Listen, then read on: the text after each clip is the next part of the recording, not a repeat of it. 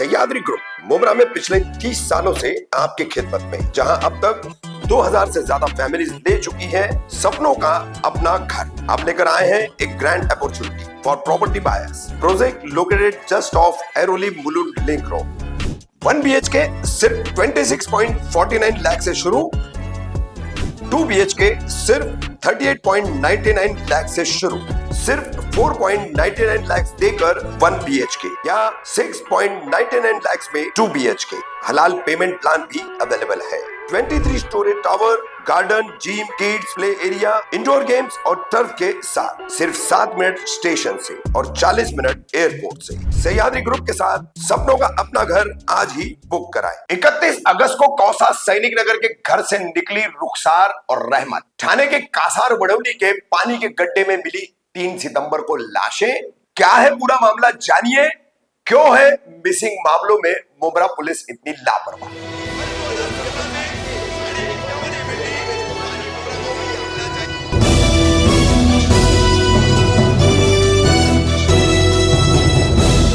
कामदार हिंदुस्तानी reporter में आपका स्वागत है। एक और पुलिस की लापरवाही का मामला, मिसिंग के मामलों में, किडनैपिंग के मामलों में। एक छोटी बच्ची, एक 23 वर्ष की युवती, कौसा अलमास कॉलोनी से सटे हुए सैनिक नगर परिसर में रहने वाले यासीन शेख, इनकी 4 से 5 वर्षीय बेटी रहमत शेख, फिर उनकी भांजी 23 वर्षीय रुखसार अंसार शेख, ये दोनों 31 अगस्त की रात को बच्ची को दुकान से चीज दिलाती हो ऐसा बोलकर रुखसार इस छोटी बच्ची को लेकर बाहर निकलती है। उसका सीसीटीवी फुटेज है, वो सीसीटीवी फुटेज हम आपको दिखाएंगे। कौन है रुखसार और सावधानी बरतते हुए कौन है वो छोटी बच्ची। इसके बाद ये पूरा मामला मुमरा पुलिस स्टेशन पहुंचता है। मुमरा पुलिस BNS की किडनैपिंग की जो धारा है अपहरण की, उसके तहत मामला दर्ज करती है। मामला दर्ज करने के बाद इस केस के आईओ ने क्या किया, कोई जानकारी नहीं इसकी।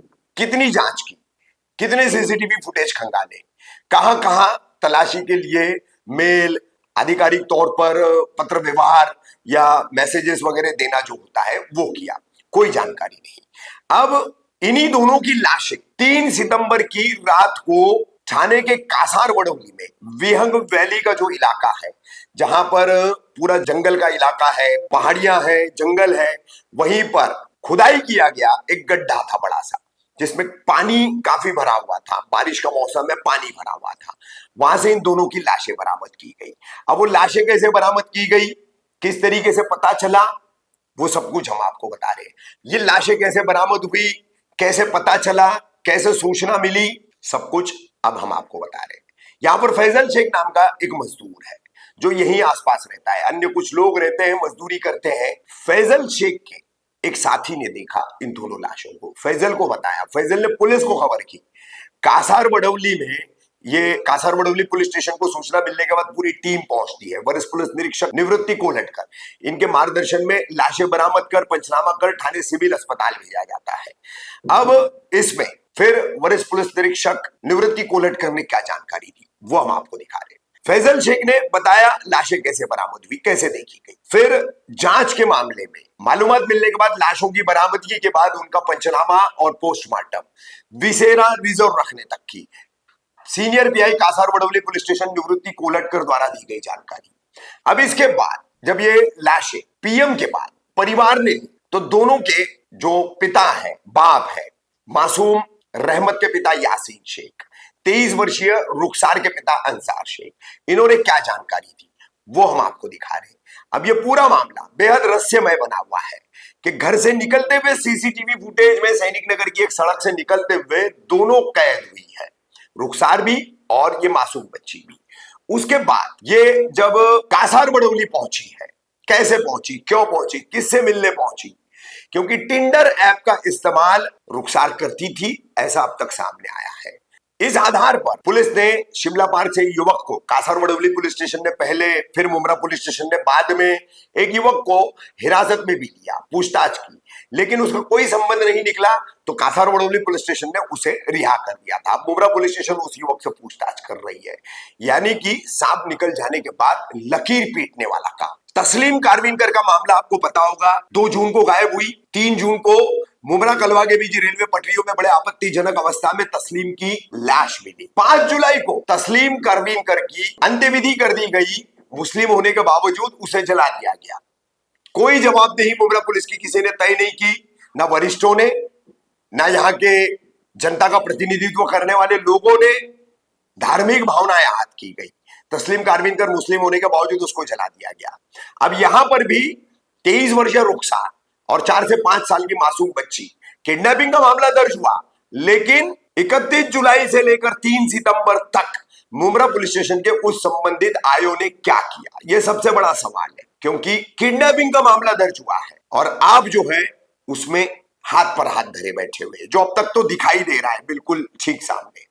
तो ये पूरा घटनाक्रम हमने क्रमशः आपके सामने रखा, जो जो जानकारी मिली है, ऑन रिकॉर्ड है, जो भी है। अब हत्या का मामला है, कोई गलत काम रुखसार के साथ किया गया है, मासूम बच्चे के साथ किया गया है, ऐसे कई सवाल खड़े हो रहे हैं। क्योंकि यहां पर पहुंचने के जो कासारबड़ौली के इस बिहंग वैली में जाने वाला जो पक्का रोड है, पक्की सड़क है, वहां जो सीसीटीवी कैमरे लगे हैं, कासारबड़ौली के सीनियर पीआई निवृत्ति कोल्हटकर इन्होंने पुष्टि की है कि उसमें वो वहां जाते हुए दिख रही है। लेकिन आगे कच्ची सड़क के बाद का मामला समझ में नहीं आ रहा है। तो वो उनकी 4 टीमें, क्राइम ब्रांच, मुमरा पुलिस, सभी जांच में जुटे हुए हैं। क्या खुलासा होगा, क्या जो सवाल पैदा हो रहे उनके जवाब मिलेंगे, देखते हैं पुलिस अब इस पर किस तरह से काम करती है और क्या इस पूरे मामले का पर्दाफाश करती है।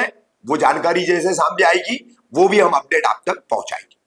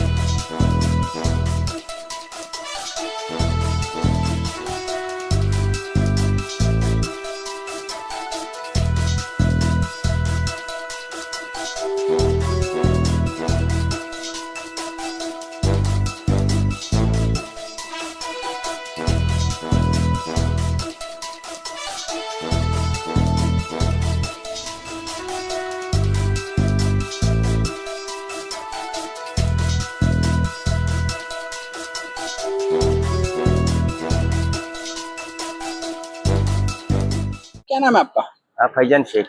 फैजन भाई, ये पीछे 2 जन की लाश मिली थी, डेड बॉडी बरामद की गई थी, आपने पुलिस को सूचना दी थी, तो क्या हुआ था? ये कहाँ पर आता है? इस जगह का नाम क्या है? एक लड़के ने मेरे को फोन किया, ऐसे डेड बॉडी है, तो उतने में मैं आया, हवलदार को फोन किया। पहले हवलदार आया, हाँ, उसके बाद फिर पुलिस आया, उसके बाद फायर ब्रिगेड आया, फिर आके वो फायर ब्रिगेड निकालने के बाद कोई सब डर रहा था। फिर क्राइम वाला हम लोग 2-4 लड़का, यहाँ का लोकल लड़का पकड़ के गेट इस जगह का नाम क्या है? ये बिहंग वैली। पूरा एड्रेस क्या है? ये ओडोली, कासर ओडोली, बिहंग वैली सेल ऑफिस के पीछे। और ये क्या तालाब है? तालाब नहीं, फिर क्या है? ये भरनी करते करते रुक गया था, ऐसे पानी जमा हो कितना गड्ढा होगा इसका? ये कम से कम 2-2.5 फीट। बस 2-2.5 फीट? हाँ, 2.5 फीट हो गया, 3 फीट ही पकड़ो। अच्छा, जब आपने बॉडी को निकाला था तो कहीं पे निशान या ऐसा कुछ? कुछ नहीं था, खाली मुंह में का चेहरा, लाल चेहरा था। हाँ, बाकी कुछ नहीं, पहचान भी नहीं आ रहा था किसका है क्या है। कितने बजे निकाले होंगे? ये लोग हम लोग 9 बजे निकाला, 4 बजे, 4:30, 5 बजे मालूम पड़ा। परसों। परसों रात में? हाँ, परसों रात में। अच्छा, परसों रात में पता परसों चला। रात में। हाँ, कितने टाइम में पुलिस आई थी यहाँ पर? ये 10 मिनट में, 5 मिनट में पुलिस चला गया। पुलिस आई? हाँ, 5 मिनट भी नहीं लगा। उतने में पुलिस वाला आ गया, उतने में डीसीपी को फोन किया, क्राइम वाले को फोन किया। तो यहाँ पे आने का कहीं से और रास्ता, जैसे हम आए थे जंगल ही बता रहे? नहीं नहीं, इधर से कोई रास्ता नहीं है।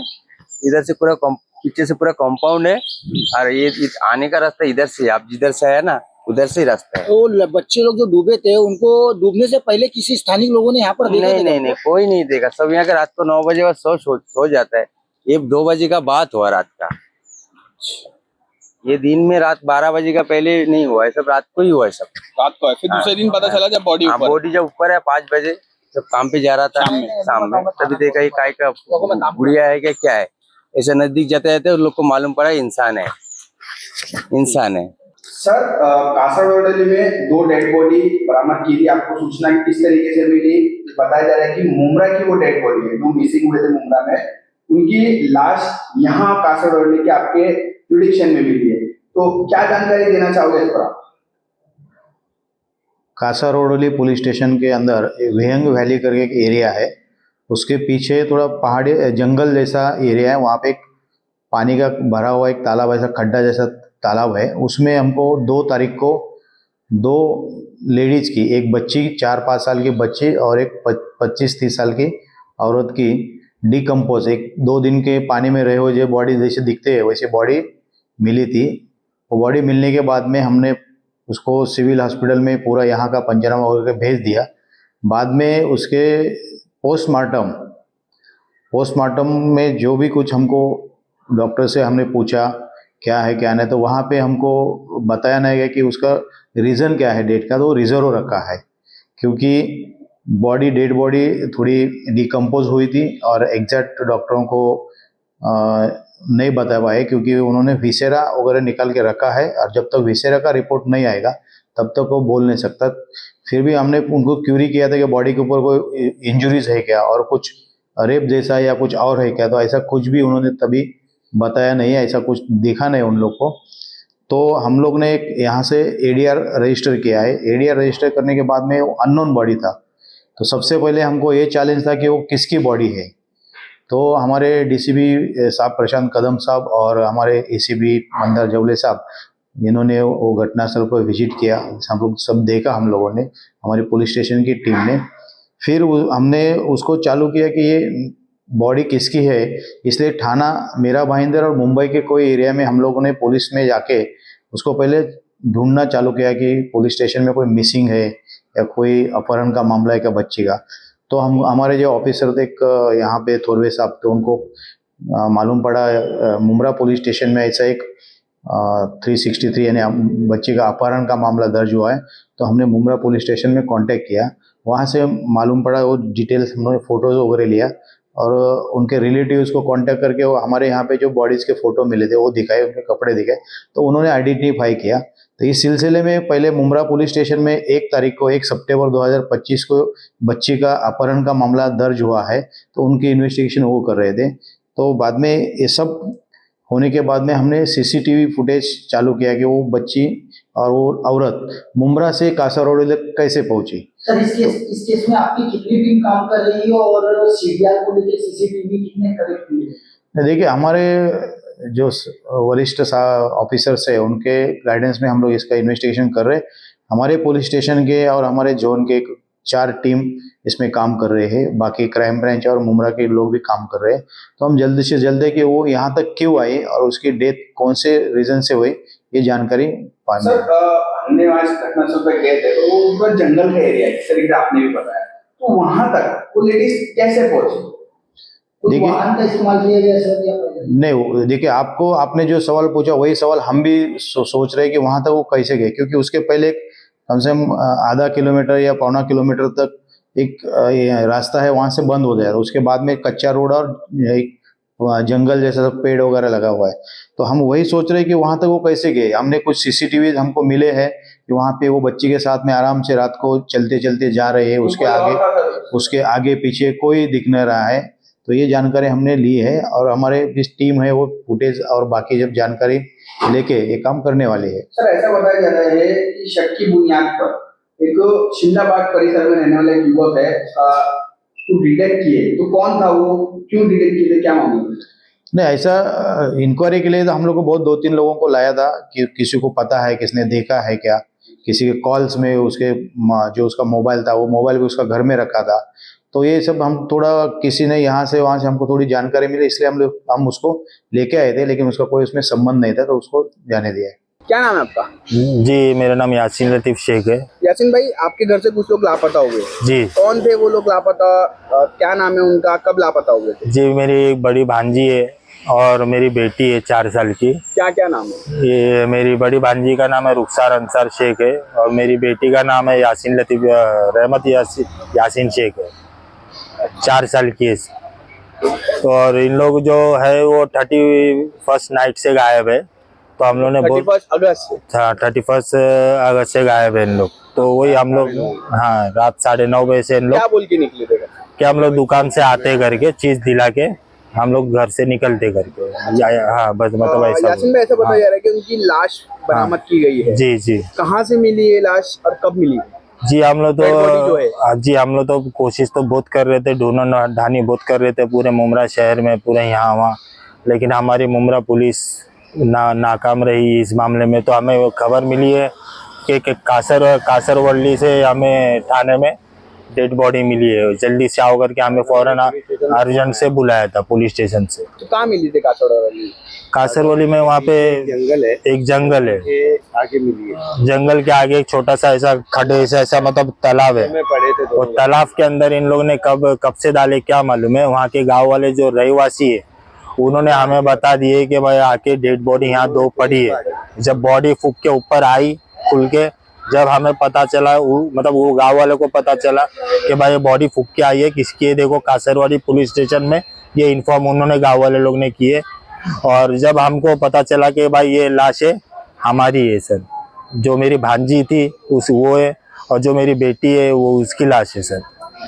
पुलिस ने क्या मतलब अभी तक तहकीकात की है, इन्वेस्टिगेशन कहाँ तक पहुंची, कुछ पता है आपको? पुलिस ने कुछ प्रोसेस नहीं किया आगे, कुछ बढ़ा ही नहीं, कुछ ऐसा कुछ भी नहीं। उन्होंने वादा किया है कि हम करेंगे, उन्होंने वादा किया कि हम करेंगे। पुलिस ने वादा किया कि मेरा नाम अंसार शेख है, अंसार कपूर। मेरी बड़ी बेटी मेरी है। अच्छा। तो उसका नाम है रुखसार अंसार शेख।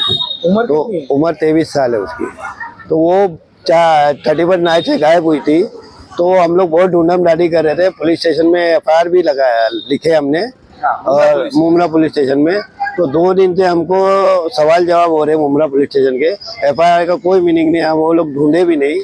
तो हमको फिर मुमरा पुलिस स्टेशन से एक फ़ोन आया कि आप जल्दी आ जाओ, एक एविडेंस मिला है, एक एविडेंस मिला तो वो आप पहचान करो उसकी। तो हम गए तो वो हमारी बच्ची, छोटी बच्ची के कपड़े की वो एविडेंस थी। सब सिर्फ खाली टी-शर्ट दिखाया गया, टी-शर्ट दिखाया ये हमको। टी-शर्ट और उसके बाद फिर कासरवाड़ी पुलिस स्टेशन से हमको फोन आया, बोले जाने के लिए।